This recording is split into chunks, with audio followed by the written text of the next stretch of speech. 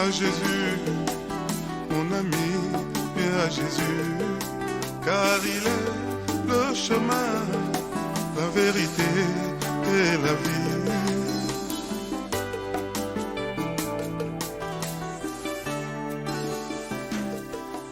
Mon ami, viens à Jésus.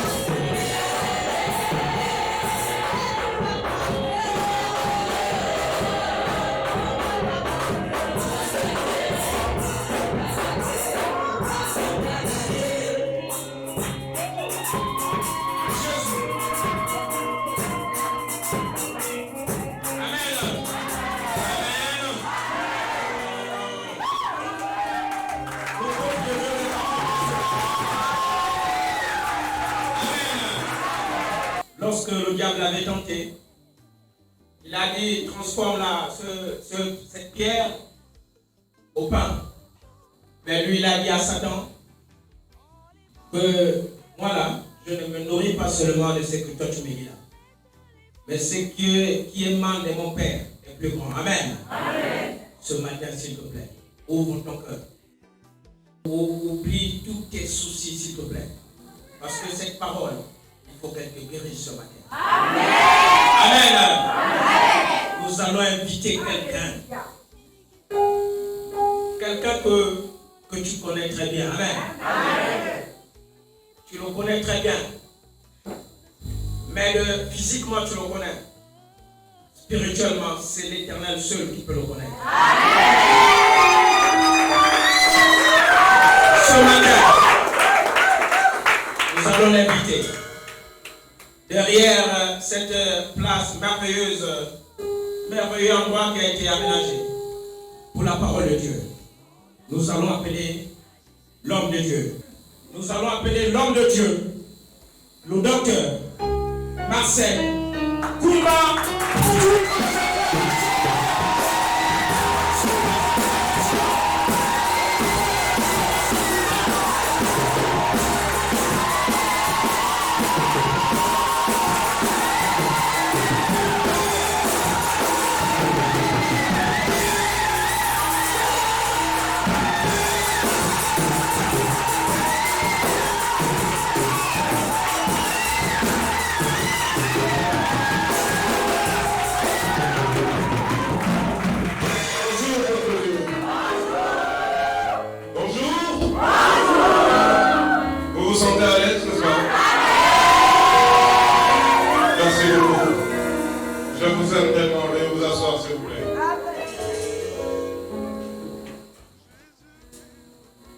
C'est un jour exceptionnel pour nous. Nous allons passer un moment merveilleux en compagnie de notre Père. Je voudrais que vous soyez attentifs, bien disposés pour comprendre ce qui va se dire, ce qui va se faire. Amen. Amen. Si vous voyez la salle un peu décorée de cette façon, c'est parce qu'il y a un événement. Et cet événement, je puis vous l'annoncer déjà, c'est la consécration officielle de M. Miyindou Arnaud. Et anciennement, il était consacré pasteur. Et le Seigneur m'a redit, c'est toi qui dois me consacrer. La première, il ne l'avait pas certainement agréé. C'est pour ça qu'il me dit, tu l'imposes les mains. C'est pour qu'il soit accepté devant moi. Donc, c'est pour cette raison qu'on a organisé ce dimanche l'imposition des mains de cet homme-là, qui sera le pasteur de l'église des Thessaloniciens. Et je crois bien que maintenant, ça sera de tout prévu. Amen. Amen. Et donc, nous avons pensé qu'aujourd'hui, ça devrait être une journée de remise des offrandes. Et donc, dans cette journée de remise d'offrandes, il y a la consécration de l'homme de Dieu qui va se dérouler. Donc, c'est sûr que vous êtes préparés pour cela. Et je ne voudrais pas vous permettre de donner votre offrande sans vous parler de ce qu'il faut. C'est pour cette raison que je voudrais vous demander d'ouvrir vos Bibles. Incroyable. Ça, c'est une nouvelle Bible. Mais qu'est-ce qui se passe? Je vous demande d'ouvrir vos Bibles et nous allons essayer d'examiner ce merveilleux thème que les anciens connaissent. C'est une rédite. Anticipe ta bénédiction par les offrandes à l'Éternel. Exemple de l'Ancien Testament. Anticipe ta bénédiction par des offrandes à l'Éternel. L'exemple de l'Ancien Testament. L'exemple de l'Ancien Testament. Donc je disais que le thème que j'ai proposé pour vous, c'est anticipe ta bénédiction par des offrandes à l'Éternel. Et nous allons voir quelques exemples. On va prendre un ou deux exemples dans l'Ancien Testament. Ordre anticipé, c'est dévancer le temps, c'est-à-dire précéder en quelque chose. Tu anticipes, par exemple, lorsque on te dit que... Bon, prenons l'exemple. Les élèves anticipent leur réussite ou leur échec à un examen par le travail rigoureux ou par leur négligence. Un élève qui néglige, on sait bien qu'il va échouer. Sauf s'il y a un miracle. C'est vrai ou c'est faux? Quelqu'un qui n'étudie pas les leçons, comment peut-il le réussir? C'est ça le problème. Donc anticiper, on peut parler de ça, on peut anticiper un jour. C'est-à-dire que vous avez votre fête qui tombe un jour où, par exemple, un jour où il y a quelque chose qui se passe dans votre famille ou bien dans le pays. Donc vous pouvez dire que comme je serai appelé à tel événement, mon anniversaire, je le fais donc en anticipation à un jour, comme on peut le faire en différé, c'est-à-dire qu'on peut le faire après. Il y a des fêtes qu'on organise après, oui ou non? Par exemple, vous êtes 4 enfants dans la même famille. L'un est né aujourd'hui, l'autre demain, et un autre hier. Vous allez voir par exemple que celui de demain, on peut le ramener à célébrer ensemble avec son frère ou sa soeur aujourd'hui. Et celui d'hier, on peut le ramener aussi à célébrer aujourd'hui. L'un va anticiper, l'autre va attendre. C'est-à-dire que celui d'hier, il va faire en différé pour rattraper demain. Et celui de demain va reculer pour anticiper son anniversaire de demain aujourd'hui. Est-ce que vous comprenez cela? Amen. Alors, qu'est-ce que ça veut dire? Dieu dit que tu peux anticiper ta bénédiction en donnant tes offrandes à l'Éternel. Et ce n'est pas n'importe quelle offrande. C'est-à-dire que quand tu veux donner une offrande à l'Éternel, la bénédiction que l'Éternel a prévu te donner en 1 an, en 2 ans, elle peut arriver, par exemple, aujourd'hui, ou demain, ou après-demain. C'est ça qu'on appelle anticiper une bénédiction. Mais en faisant comment? C'est par des offrandes de qualité qui touchent le cœur de Dieu. Et ça, j'ai vérifié ça dans cette église. En tout cas, ça, il y a des gens qui connaissent ça. Peut-être pas vous, mais vos anciens connaissent. L'offrande, c'est quoi? L'offrande, c'est un don. Un don volontaire. C'est un don, l'offrande. Attention, la dîme n'est pas un don. La dîme, c'est une dette que vous payez à Dieu. Il faut que vous compreniez. Si quelqu'un dit, j'ai déjà payé ma dîme, moi je paye ma dîme, oui, tu payes ta dîme, tu payes ta dette. Si tu dois quelqu'un 10 000 et que tu lui donnes les 10 000, tu ne lui as rien donné. Tu as fait quoi? Tu as payé quoi? Sa dette. Et tu as mis ce qu'on appelle la mise à plat des comptes. C'est une mise à plat des comptes. Amen. Amen.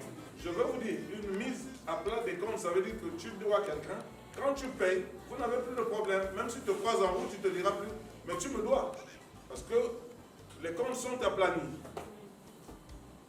Maintenant, L'offrande, c'est ce que tu donnes au-dessus de cette dette. Je vais prendre un exemple. Et puis on va arriver dans l'enseignement. Je prends juste un exemple. Vous devez à quelqu'un 10 000. Et vous lui promettez de lui donner ça, par exemple, le samedi prochain. Vous lui dites, venez samedi prochain, je vous paye votre dette. Quand il arrive samedi prochain, vous n'avez rien.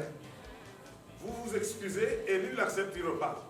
Vous lui faites rendez-vous pour le samedi prochain. Quand il arrive, vous n'avez toujours rien. Mais cette fois-ci, vous lui dites que, ah pardon, parce que tu vas, tu reviens, c'est le taxi.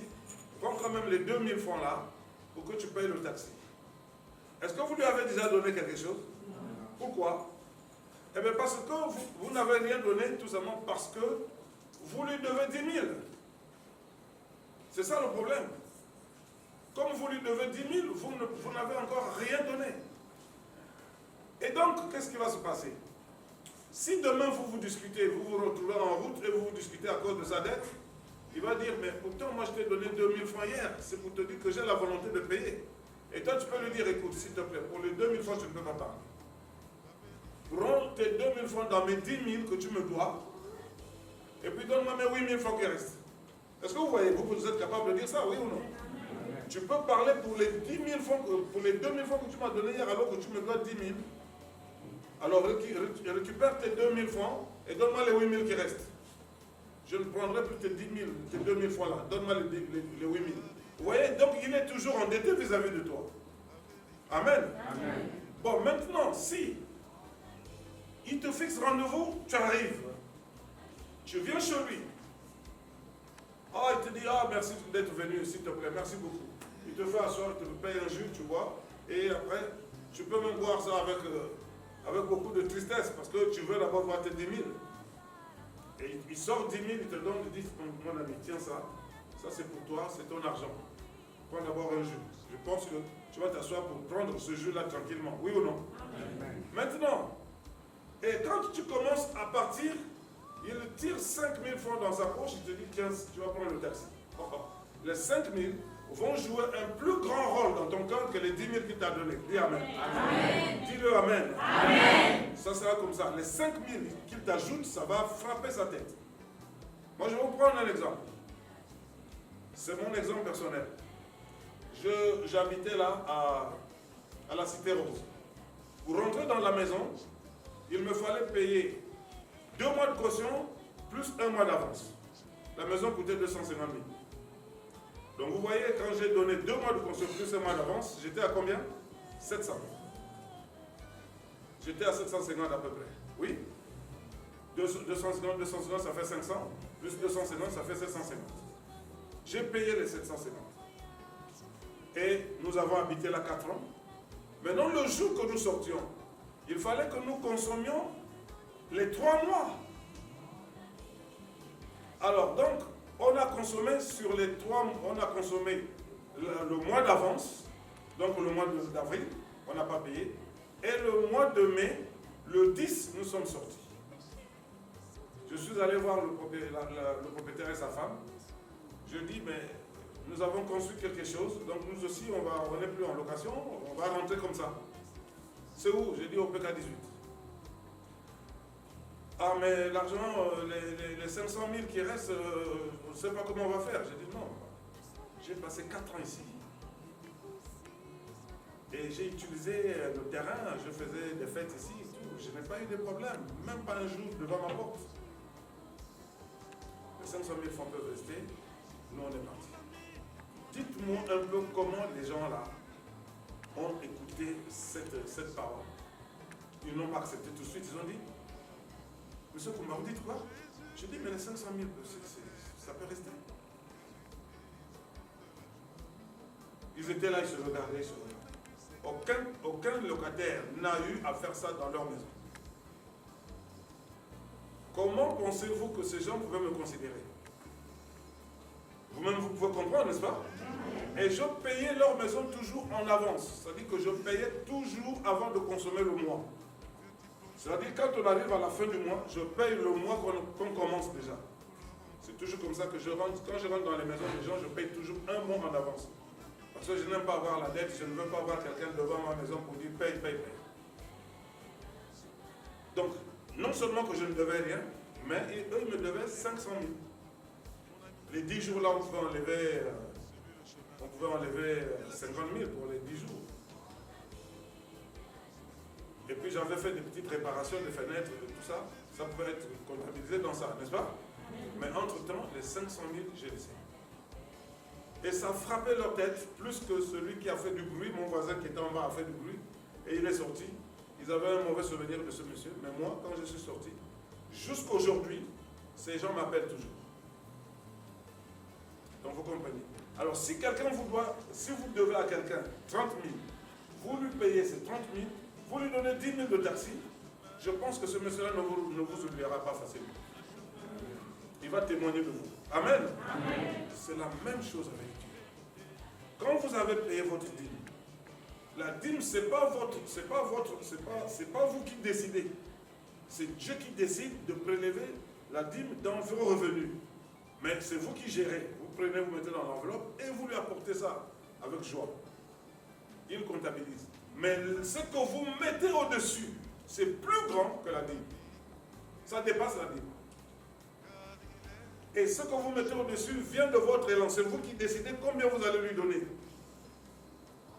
Et j'ai enseigné ça. Tous ceux qui ont appliqué ça, et qui ont appliqué ça sérieusement dans cette église-là, ils ont été 10 fois bénis. Il y a quelqu'un qui m'a aidé à construire ce bâtiment-là que vous voyez là. Il a été béni en millions ici, dans cette église-là. Il n'avait pourtant rien. C'est quand il avait compris ça. Et il a commencé à appliquer. Comment? Il n'avait rien d'abord. S'il a par exemple 500 000, il paye sa dîme. Si vous avez 500 000, votre dîme c'est 50 000, n'est-ce pas? Il paye 50 000 francs de sa dîme. Mais c'est un monsieur qui était capable de libérer 100 000. C'est ce qui est difficile. Ah oui, il libère 100 000 d'offrandes. Et il a partagé aussi abondamment. Je crois bien que les anciens savent qu'ils sont ici. Je ne sais pas s'il y a un ancien ici qui n'a pas touché ne fût-ce que 10 000 francs de lui. Vous voyez ça? Mais après, il a eu des millions. En 2014, Dieu lui a donné quoi? 2 voitures, pas n'importe quelle voiture, des Pajero. 2 voitures, et puis un RAV. Ah, c'est ça, non? RAV et Pajero. Ce n'est pas des anciens modèles. 2 voitures, 4 terrains. Et vous pouvez vous imaginer, vous pouvez aller acheter un terrain en Ngongé borné dans une parcelle, c'est-à-dire dans une barrière, borné dans une barrière. Vous êtes capable d'aller acheter un terrain à 7 millions en Ngongé. En Ngongé, 7 millions.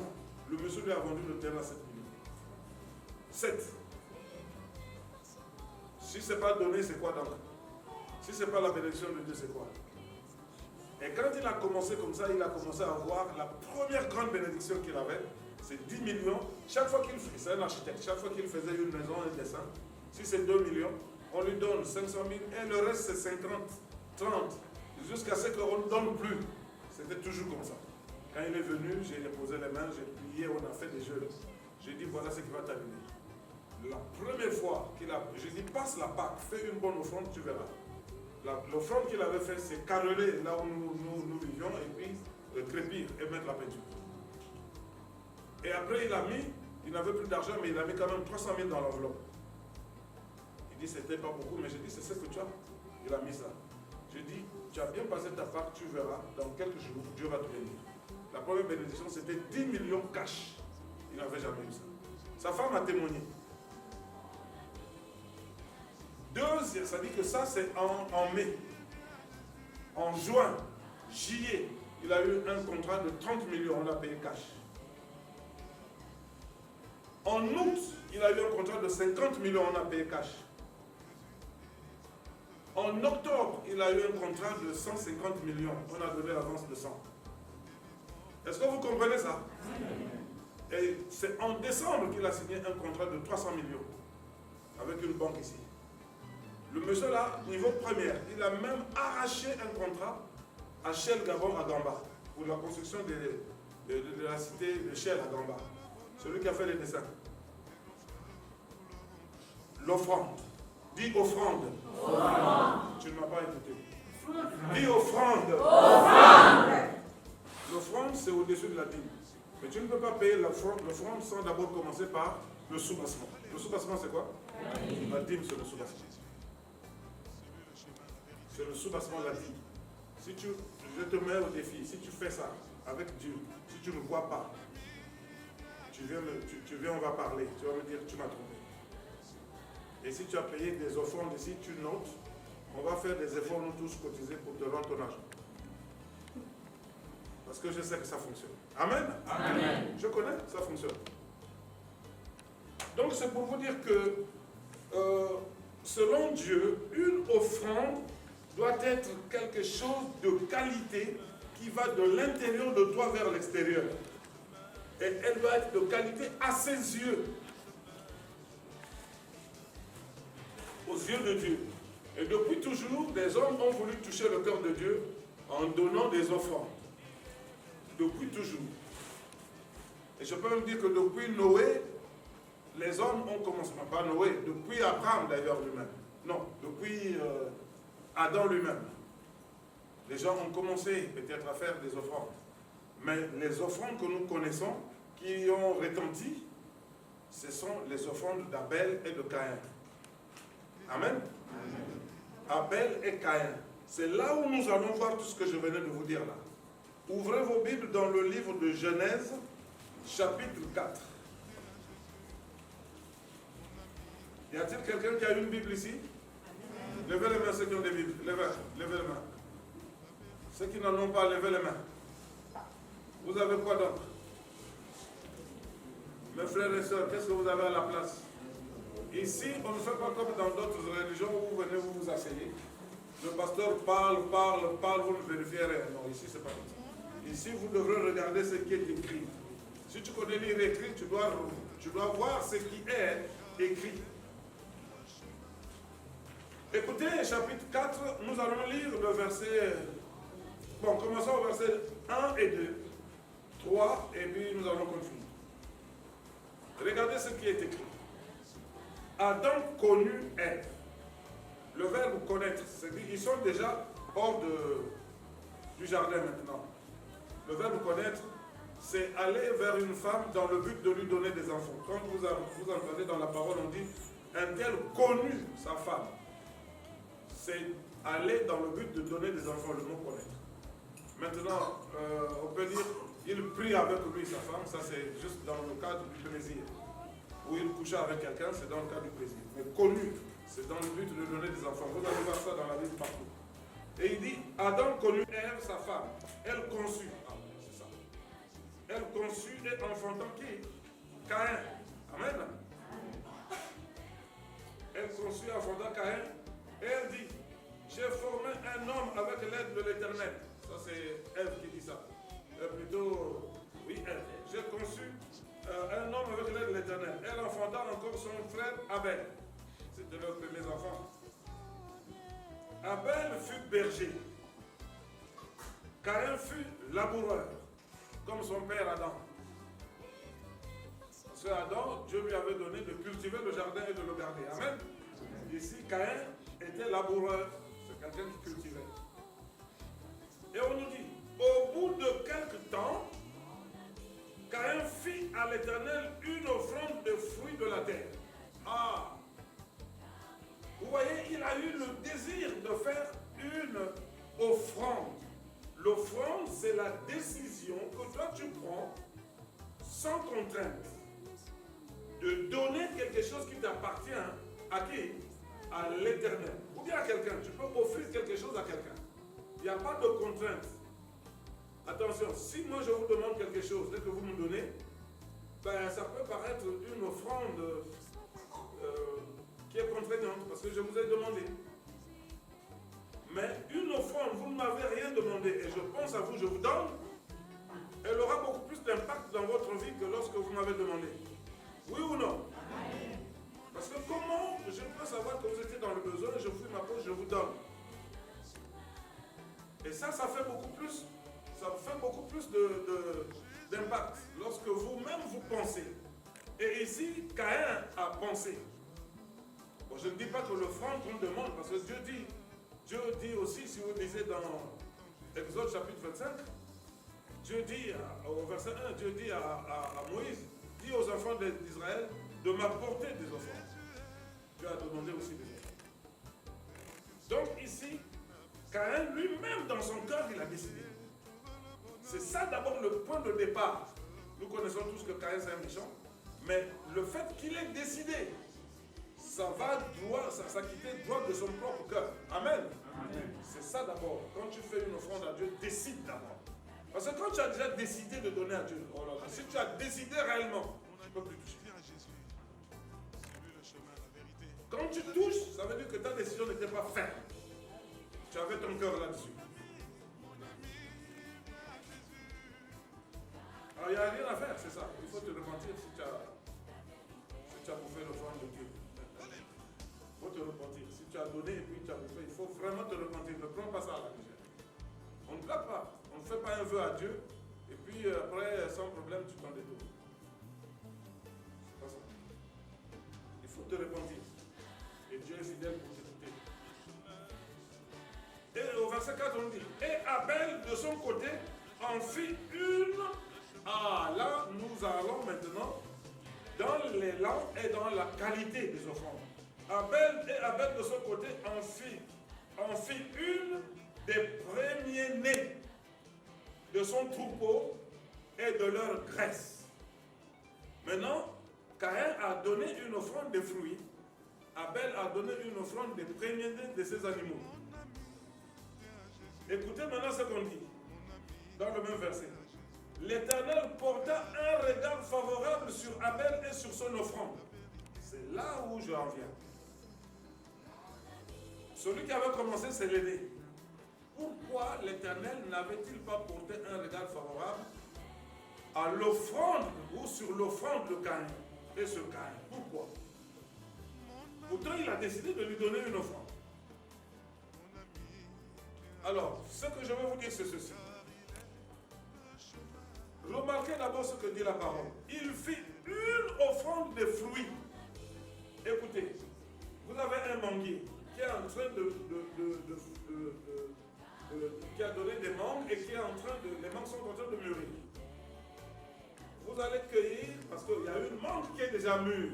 Elle est déjà bien mûre. Mais elle est seule. Et vous voulez faire une offrande à Dieu. Vos prémices, c'est quoi? C'est la première récolte. Amen. Et si vous voulez faire une offrande de mangue à Dieu, mais il y a une seule mangue qui est mûre. Ah, vous allez dire, ah, mais il y a une seule mangue qui est mûre, je vais faire comment pour l'amener à l'église et donner à Dieu? Bon, comme elle est seule, je la mange et puis, quand ça beaucoup va mûrir, je vais cueillir, je mettrai dans le seau ou dans le panier, je vais amener. N'est-ce pas? Amen. Tout le monde peut raisonner comme ça, oui ou non? Amen. Nous tous, on peut dire ça. Que c'est trop petit, je ne peux pas donner à Dieu. Et c'est ce que Caïn avait fait. Donc les premiers fruits de ses champs, il a d'abord mangé. Et puis il a pris les seconds, il l'a amené à l'Éternel. Il n'avait pas mis l'Éternel en première position dans la priorité de son cœur. Ça nous arrive à nous tous. Amen. Amen. Vous voyez, vous avez votre salaire, il vous manque le taxi. Vous prenez déjà dans le salaire, vous faites d'abord la monnaie et vous partez à la maison. Et c'est là-bas où vous allez enlever la dîme de Dieu. Vous avez gaspillé. Vous avez gaspillé. Tu as d'abord géré. C'est comme la nourriture. Tu prépares, tu manges d'abord, et puis tu sers le serviteur de Dieu qui arrive chez toi. Mais tu as gaspillé. Tu as gaspillé tout. C'est comme les mamans dans les maisons. Ça, il y a des mamans qui font ça ici. Tu as terminé de préparer. Tu te sers d'abord un peu. Tu manges vite dans la cuisine parce que tu as faim. Le mari va venir après. C'est après que tu enlèves pour le mari, tu mets dans l'assiette. Mais tu as déjà gaspillé. Si le mari est le chef, qui va manger le premier dans la maison? C'est qui? Mais c'est le mari. Si toi tu as déjà mangé un morceau, tu as damé là-bas dans la cuisine. Quand il vient, tu le vois la poussière. Et puis tu le sers après. Tu as gaspillé l'autorité. Parce que Dieu dit, l'homme est le chef.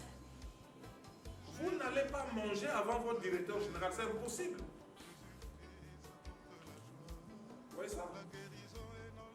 Vous allez dans un restaurant, le chef, votre directeur général est là, et on vous sert, on vous sert. Vous avez déjà commencé à manger là-bas tranquille. Quand ça vient, son tour, bon, il mange. S'il ne vous dit pas, mais commencez à manger. Tu as déjà un morceau dans la bouche. Tu as gaspillé. La bénédiction qui descend par la tête du chef pour venir vers toi, elle est déjà foutue.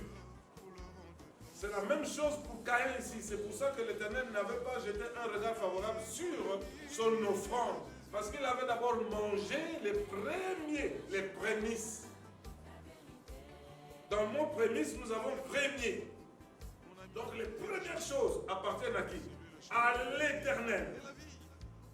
Vous voyez ça? C'est pour cela que même l'Éternel disait aux enfants d'Israël que consacrez-moi les premiers-nés. Donc le premier-né, on le consacrait au service de l'Éternel. Donc celui-là, on dit, toi tu dois servir l'Éternel. C'était comme ça seulement. Vous pouvez lire ça dans le livre de Lévitique, vous pouvez lire, c'est plein. Écoutons ce qui suit. Au verset 5. Je vous ai déjà démontré pourquoi Abel, pourquoi Caïn n'avait pas attiré, l'offrande de Caïn n'avait pas attiré l'attention de Dieu. Est-ce que Dieu n'avait pas vu cette offrande-là? Est-ce que Dieu, oui ou non, avait vu l'offrande de Caïn? Il avait bien vu ça, n'est-ce pas? Est-ce qu'il a agréé cette offrande-là? Non. Pourquoi? Mais parce que ce n'était pas les prémices. Amen. Amen. Ils ont décidé de donner à Dieu une offrande, mais ils n'ont pas donné les prémices. Ça, c'est un exemple. Ils n'ont pas donné les prémices. Lui, non, Caïn n'a pas donné les prémices. Mais Abel, nous avons vu qu'il a donné quoi? Les prémices, c'est-à-dire les premiers-nés. C'est bien écrit, je vais lire. Et Abel, de son côté, en fit une des premiers-nés de son troupeau. Premier-né de son troupeau. Donc Dieu étant prioritaire, Dieu étant la tête, Dieu étant souverain, Dieu il est omnipotent, il est tout puissant. Il te dit, moi d'abord, les autres choses qui te concernent après. J'entends souvent des gens dire, ah docteur, je ne pouvais pas venir à l'église parce que j'avais d'abord un problème que je devrais d'abord régler. Je finis ça et puis je vais venir. Oh là là, tu as tout gaspillé. Sois avec Dieu pour que ce problème-là soit réglé. Amen. Donc ça, il faut comprendre ça. Alors donc, Caïn n'avait pas fait attention, mais de son côté, Abel avait fait attention. Pour Caïn, le fait d'offrir des fruits, c'était une bonne solution. La quantité qu'il avait prévue pouvait être bonne, pouvait être même grande. C'était une bonne chose. Mais la qualité des fruits était moindre. L'ananas pouvait être comme ça. Les mangues pouvaient être comme ça. Ils avaient perdu leur qualité à cause du fait que lui, il avait d'abord mangé les premiers fruits. Aux yeux de Dieu, dès que vous avez mangé les premières choses que vous voulez lui donner, c'est terminé. Donc si vous avez votre salaire, vous avez déjà dépensé avant de payer votre dîme, Dieu ne regarde pas ça. Si vous avez déjà votre salaire, vous dépensez d'abord pour boire un jus ou boire une bouteille d'eau avant de lui donner une offrande, Dieu ne regarde pas ça. Parce que ça devient comme l'histoire de Caïn. Et c'est ce que je suis en train de vous dire que vous devrez comprendre. Quelqu'un me dit Amen. Amen.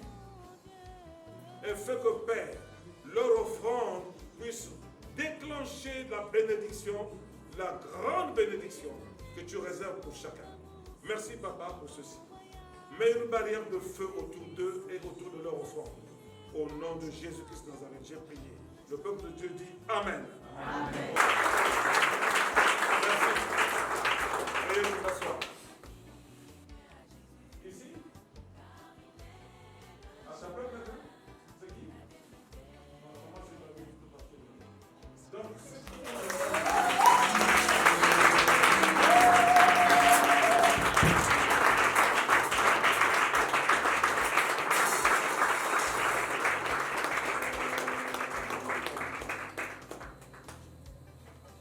veuillez vous asseoir. Il a donné la victoire comme il a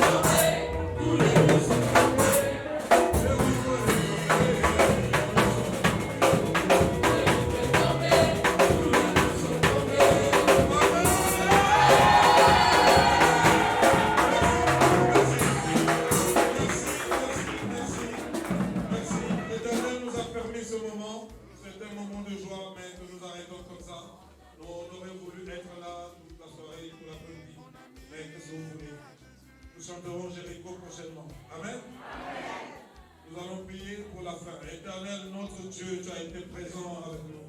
Seigneur, tu as pénétré nos cœurs. Dieu, tu es le Dieu Tout-Puissant.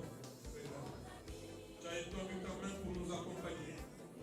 Tu m'as donné à moi un enfant qui va m'accompagner jusqu'à ce que, Père, ce ministère grandisse.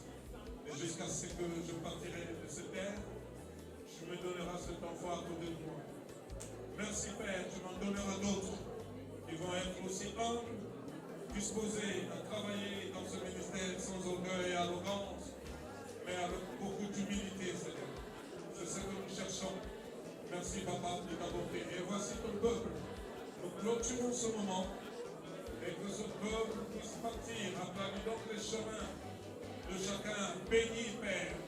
Fais que toute cette bénédiction que nous avons récoltée ici arrive dans nos maisons et que tous ceux qui habitent dans notre maison et dans notre environnement puissent en profiter de la présence de ta bénédiction dans la vie de tes enfants. Merci Papa de savoir que tu as disposé les moyens de locomotion pour que chacun arrive à bon port.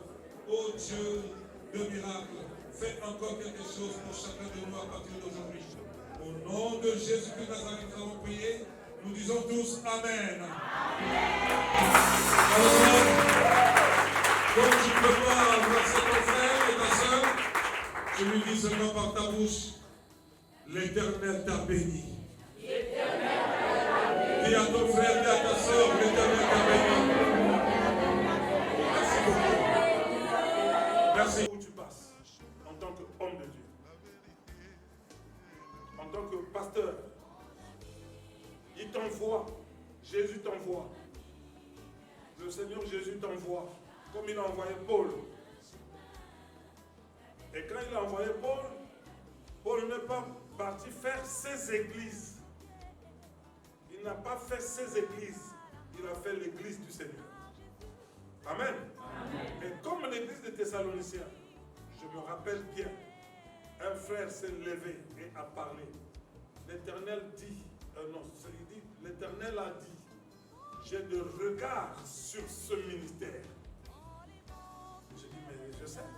Il dit, papa, l'Éternel a des regards sur ce ministère. Ce qui se fait ici, ça ne se fait pas ailleurs. Il a des regards ici, il compte sur ça. Mais c'est une église qui a été beaucoup combattue. Comme vous entendez, hein, bien combattue. Amen, hein? Amen. Et ça continue même jusqu'à aujourd'hui encore. Le combat est rentré, mais fort, même jusque dans ma propre maison. Vous voyez ça? Mais comme Dieu est Dieu, on ne le combat pas. Si tu combats Dieu, c'est un risque que tu prends. Quelqu'un dit Amen. Amen. On ne court pas le risque d'avoir combattu contre Dieu. Si vous me combattez en tant qu'un homme, vous êtes en train de combattre Dieu, pas moi. Nous avons vu ça ici. Ananias a voulu tromper Pierre, l'apôtre et les apôtres. Qu'est-ce que l'apôtre a dit? C'est pas un homme que tu as trompé qui? Dieu. Donc c'est comme ça que ça se passe. Vous pouvez me voir, mais tant pis. Mais vous oubliez de voir Dieu qui m'a établi pour enseigner cette parole. Et c'est lui que vous voulez combattre. Tous ceux qui ont combattu le Seigneur, il a eu pitié d'eux. Hein. Mais seulement la chose n'a pas fonctionné dans leur main.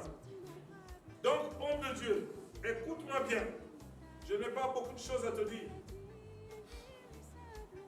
C'est le Seigneur qui m'a demandé de te refaire ce que quelqu'un avait déjà fait ici. Et il m'a dit, ne te trompe pas. Écoute bien la mission qu'il te donne. Ce que je vous dis, c'est la vérité. Je lève la main devant le Seigneur. Je ne mens pas. Le Seigneur a dit, ce n'est pas que tu dois parcourir les villes pour implanter les églises. Mais il te donne un test. Avant la fin de l'année, tu dois compter 10 personnes. 10. Il n'a pas dit 15, il n'a pas dit 20, il n'a pas dit 5. 10 personnes. Ça pourra être des jeunes. Ça pourra être des femmes. Ça pourra être des hommes. Ça pourra être des vieux. Ça pourra être des gens pauvres. Ça pourra être des gens moyens. Ça pourra être des gens riches. Ça pourra être des intellectuels. Ça pourra être des analphabètes. Ils seront 10. Ça peut être des hommes politiques, comme dans toutes les corporations. Ils doivent être 10.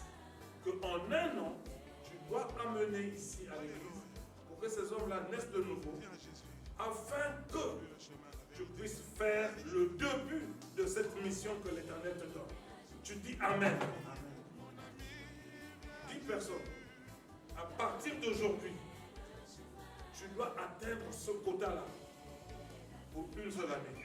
Et chaque personne que tu amèneras ici, qui fera sa délivrance, qui fera son baptême, qui restera là, sera un déclencheur dans le processus de l'essor et de l'expansion de la parole. Ainsi m'a parlé l'Éternel. Mais si pendant cette année de 10 mois, à partir du 15 aujourd'hui, 15 novembre, jusqu'au 15 novembre prochain, pendant cette année de 10 mois, et de 12 mois pardon, tu n'apportes pas les 10, tu rendras compte au Seigneur de la mission qui t'a donnée. Parce que tu reviendras le rendre compte. Donc chaque fois que tu amèneras un homme, une femme, un enfant, un grand, un vieux, qui est né de nouveau, et qui suit les cours, tu notes son nom, et tu notes 1, tu noteras 2. Mais si tu es très fort, tu pourras atteindre ce quota-là en l'espace d'un mois, ou en l'espace de 3 mois, ou en l'espace de 4 mois, 5 mois. Amen. Amen. Et tu vas repasser chez ces gens-là pour les maintenir jusqu'à ce qu'ils deviennent forts et qu'ils soient capables maintenant de prier eux-mêmes. C'est la mission que le Seigneur te donne. Ce sera la différence avec toutes les autres personnes sur qui moi j'ai imposé les mains. Vous pouvez penser que c'est le docteur Koumba qui parle. Ce n'est pas moi qui ai décidé ça. Ce n'est pas moi. C'est lui-même. Il m'a dit, tu lui diras devant le peuple. Vous êtes là, je suis en train de le dire. Amen. Amen. Amen. Amen. Maintenant, je veux prier pour cet homme-là. Et nous allons tous prier. Parce que je veux relire. Écoutez. Pendant qu'ils servaient le Seigneur dans leur ministère et qu'ils jeûnaient, le Saint-Esprit dit, homme de Dieu, est-ce que j'ai jeûné? Vous avez entendu? Est-ce que j'ai jeûné? Donc, pendant qu'ils servaient le Seigneur dans leur ministère et qu'ils jeûnaient, le Saint-Esprit dit, donc, dans mon jeûne, qui n'était peut-être pas trop dur, le Saint-Esprit m'a dit, voici ce que tu vas lui dire. Donc le verset 3. Alors, après avoir jeûné et prié,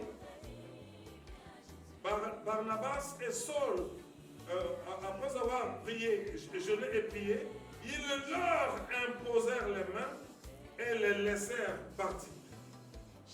Je veux t'imposer les mains et te laisser aller dans la ville pour aller prêcher et récupérer les 10 personnes que le Seigneur te demande. Sauf s'il y a encore quelque chose à faire. Sinon, nous allons nous lever pour la fin. Mais les chants que vous allez nous amener d'abord, je vous ai dit qu'on doit danser. Oui, on devrait danser.